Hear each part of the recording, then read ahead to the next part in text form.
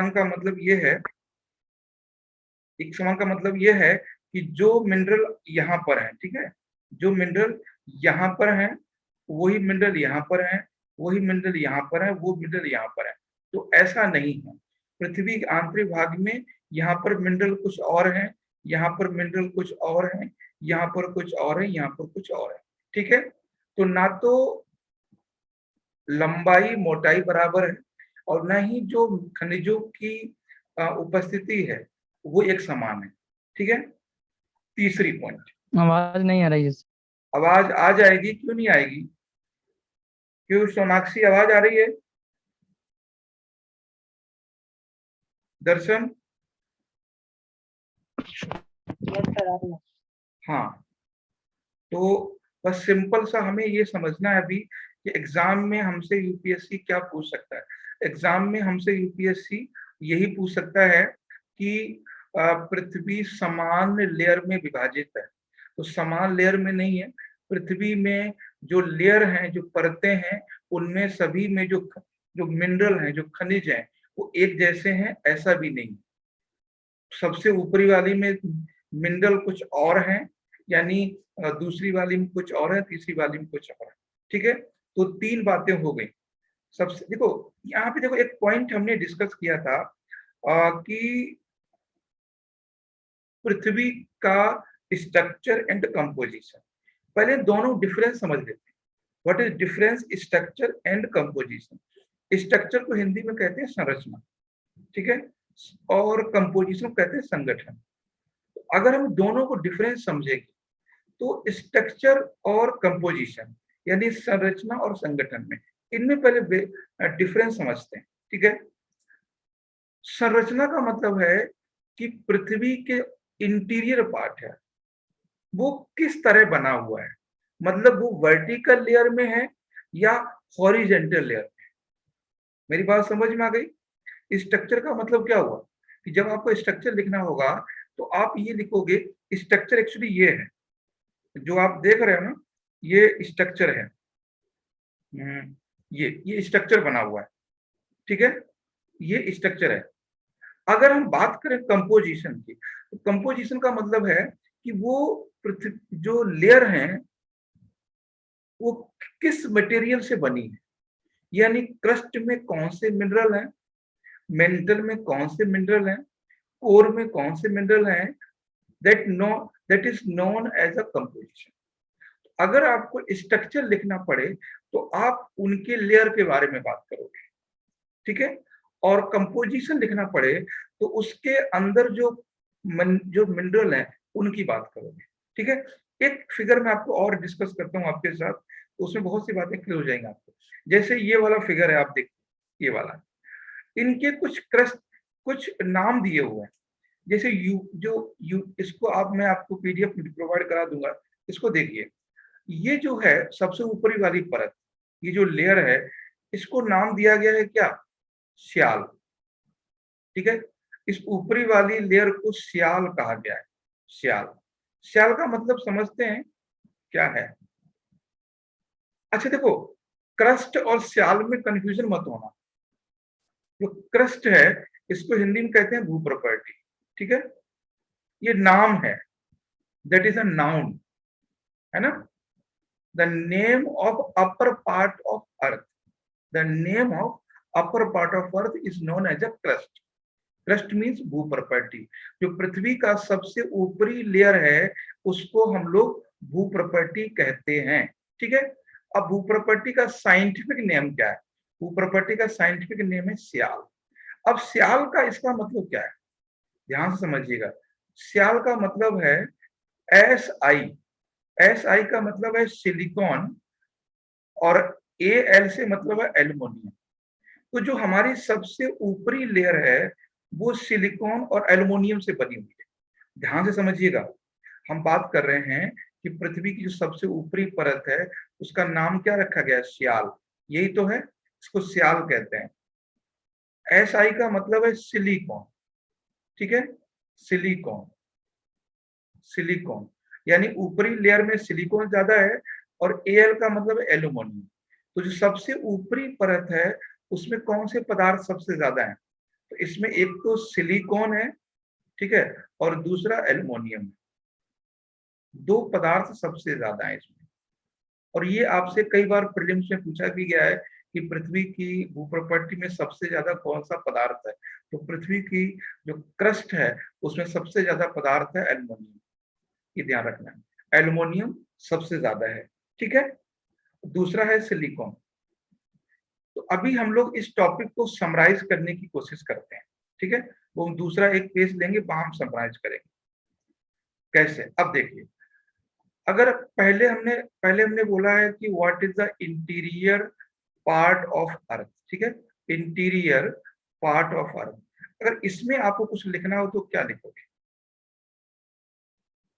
ठीक है, earth, what is the interior part of earth, ये पहला पॉइंट।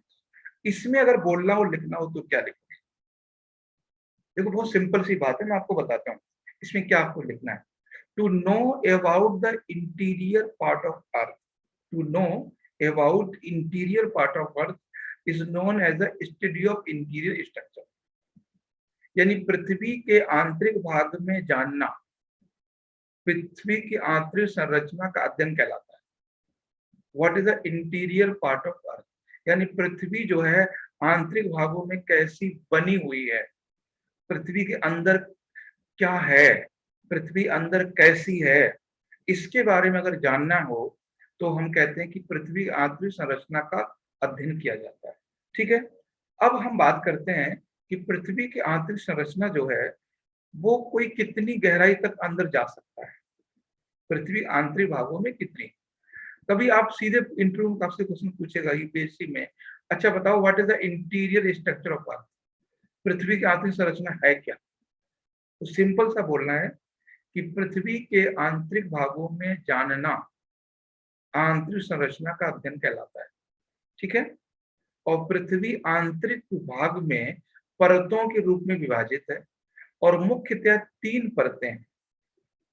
कौन कौन सी? क्रस्ट, मेंटल और कोर। फिर दूसरा क्वेश्चन आएगा कि अच्छा ये बताइए कि पृथ्वी के आंतरिक भागों में हम कितनी गहराई तक जा सकते हैं। तो पृथ्वी के आंतरिक भागों में आप केवल जो इंसान ह्यूमन बींग है वो 4 किलोमीटर तक जा पाया अभी तक, 4 किलोमीटर तक। तो 4 किलोमीटर से अंदर ज्यादा गहराई में इंसान नहीं पहुंच पाया। अब ये क्वेश्चन आता है कि व्हाट इज द रीजन कि पृथ्वी के आंतरिक भाग में कोई क्यों नहीं जा पाता है।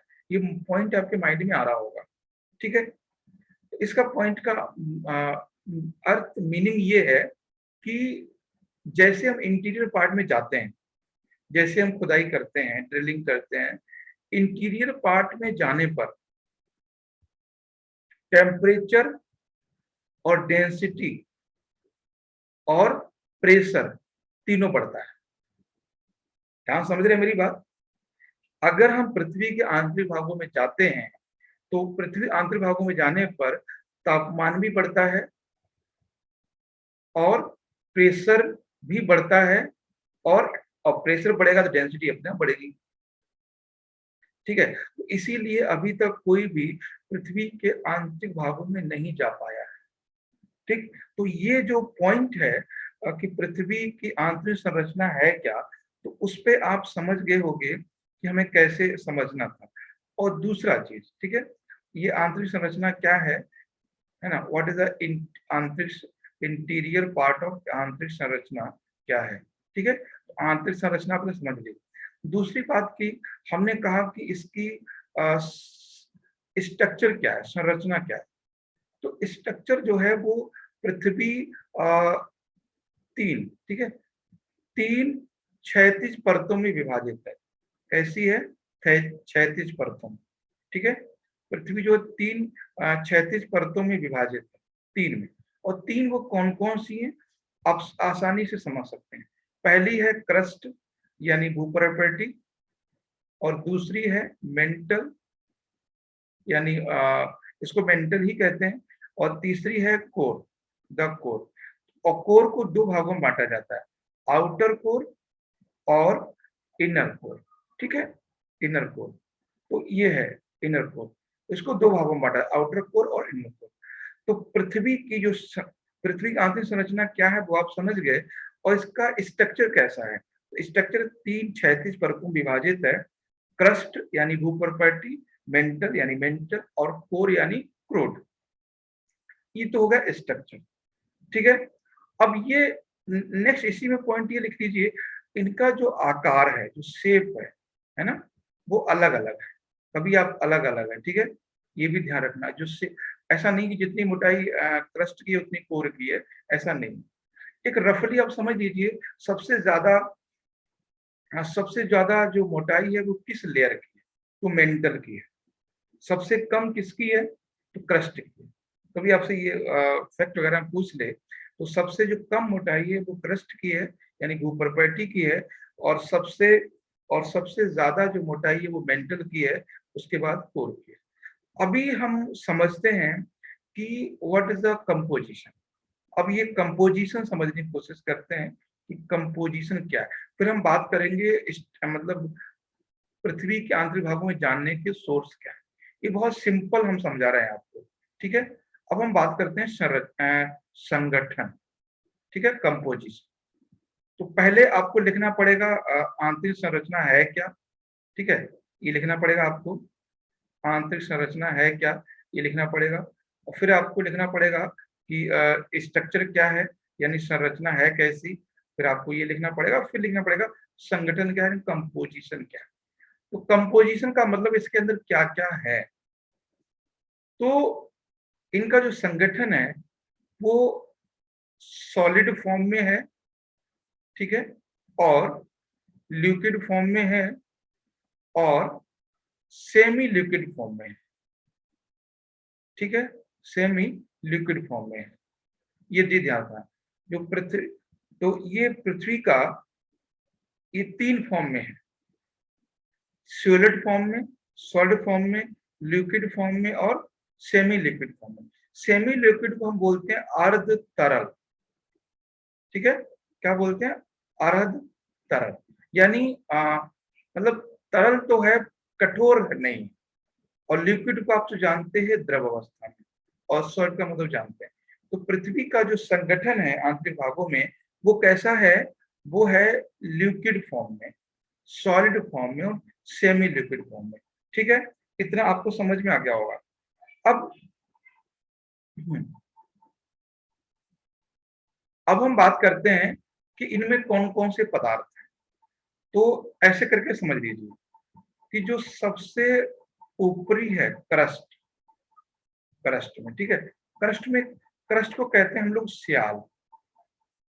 सियाल सियाल का मतलब है क्रस्ट में सबसे ज्यादा सिलिकॉन है, सिलिकॉन और एल्युमिनियम, ठीक है, सिलिकॉन और एल्युमिनियम, एल्युमिनियम, ठीक है, सबसे ज्यादा। तो सिलिकॉन एल्युमिनियम, ऐसा नहीं है इसमें आयरन नहीं है, लोहा भी है। ऐसा नहीं इसमें गोल्ड नहीं है, गोल्ड भी है, कॉपर भी है, टिन भी है, यूरेनियम भी है। बट सबसे ज्यादा अगर आपसे पूछा जाएगा कि इसमें कौन सा मटेरियल सबसे ज्यादा है, तो सबसे ज्यादा है सिलिका और एल्युमिनियम, ठीक है, सिलिका और एल्युमिनियम। कभी आपसे पूछेगा कि अच्छा अच्छा अगर इसमें गोल्ड नहीं है तो निकल कैसे रहा? तो गोल्ड भी है, सिल्वर भी है, कॉपर भी है ना, और यूरेनियम भी है, थोरियम भी है, सारे मिनरल्स हैं। बट सबसे ज्यादा सिलिकॉन है और एल्युमिनियम है, ठीक है। तो ये हो गया किस में? क्रस्ट में, यानी सबसे ऊपरी परत में। और कभी आपसे पूछेगा कि भाई ये बताओ कि जो एल्युमिनियम है वो हमें कहाँ से मिलता है, हम लोग कहाँ से प्राप्त करते हैं? तो क्रस्ट से प्राप्त करते हैं। उसके बाद आता है मेंटल, है ना, उसके बाद आता है मेंटल। अब देखो मेंटल में क्या है, मेंटल में इसका नाम ही सुनिए, इसका नाम है सीमा, SIMA। सीमा का मतलब क्या हुआ? सिलिकॉन और मैग्नीज, ठीक है, मेरी बात समझा?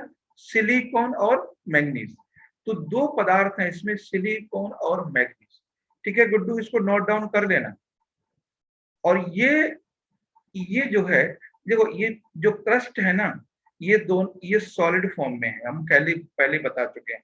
मगर जो मेंटल है, सिलिकॉन और मैग्नीज, दो पदार्थ सबसे ज्यादा है, ठीक है। उसके बाद हम आते हैं कोर पे, ठीक है, कोर पे निकिल और फेरस, यानी लोहा और निकिल इसमें सबसे ज्यादा है। इस लेयर का नाम है निफे, NIFE, ठीक है, निफे, इसका नाम है NI, यानी निकिल और फेरस, यानी लोहा और फेरस इसमें सबसे ज्यादा है। तो ये चीज आपको समझ में आ गई होगी। हम फिर से देख लेते हैं, आपको एक बार समझ लीजिए पूरे टॉपिक को। आंतरिक संरचना क्या है तो हमने यहाँ से समझ लीजिए कि पृथ्वी के आंतरिक भागों में जानना, to know about the interior part of earth is no as a interior structure of earth. Structure क्या है तो आपने बता दिया, 3 लेयर है। फिर हमने कहा व्हाट इज द कंपोजिशन, तो कंपोजिशन मतलब interior part of earth is in solid form, is in liquid form, is in semi liquid form. तो ये सेमी लिक्विड फॉर्म में भी है। सेमी का मतलब है कुछ सॉलिड है और कुछ लिक्विड है, इसको हम लोग नॉर्मली बोल देते हैं गाढ़ा पदार्थ, तो गाढ़ा है, ठीक है। फिर हमने कहा कि इनका कंपोजिशन किस किस लेयर में क्या क्या है, तो हमने बताया कि क्रस्ट यानी सबसे ऊपरी परत है, उसको हम लोग सियाल कहते हैं। सिलिका एंड एल्यूमिनियम सबसे ज्यादा है, सबसे ज्यादा। ऐसा नहीं है लोहा नहीं है, लोहा भी है, सोना भी है, चांदी भी है, सब है, लेकिन सबसे ज्यादा इसमें ये है।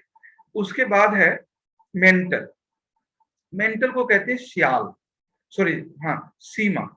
सीमा का मतलब क्या है कि एस एस एस आई से मतलब है यहाँ पे सिलिकॉन, एम से मतलब है मैग्नीज। तो जो मेंटल है उसमें सबसे ज्यादा सिलिकॉन और मैग्नीज है। फिर आता है कोर, कोर में निकिल और फेरस है, यानी लोहा सबसे ज्यादा है। तो ये थोड़ा था। अब यहाँ पे कोई डाउट हो तो अभी पूछिए, बताएं। यस, गुड्डू, दर्शन, सोनाक्षी, कोई ऐसा यहाँ पे कोई नो सर। क्लियर है? हम्म। Yes sir. अभी जैसे अब आप इसको देख के समझ पाओगे अब आसानी से। हमने यही तो अभी तक इतनी बात की है ना। पहले हमने देखो बोला है इसको समझिए, यहाँ से हमने क्या लिया है, हमने कहा देखो इसको पहला क्या है क्रस्ट, हमने यहाँ बना दिया। दूसरा क्या है मेंटल, हमने यहाँ लिख दिया। फिर कोर यहाँ लिख दिया। कोर को हमने 2 पार्ट में डिवाइड कर दिया। आपको पता है हमने कोर को 2 पार्ट डिवाइड किया, क्या, इनर कोर और outer core, outer and inner core, 2 part. अब यहाँ को थोड़ा सा समझ लेते हैं। जैसे हमने कहा क्रस्ट को सियाल कहते हैं, है ना, और मेंटल को सीमा कहते हैं, और इसको निफे कहते हैं। अच्छा एक चीज बताएं कि यहाँ समझिए थोड़ा, ये जो आउटर कोर है, ठीक है, ये आउटर कोर है, ये वाली, ये है लिक्विड में। क्या है ये? लिक्विड में।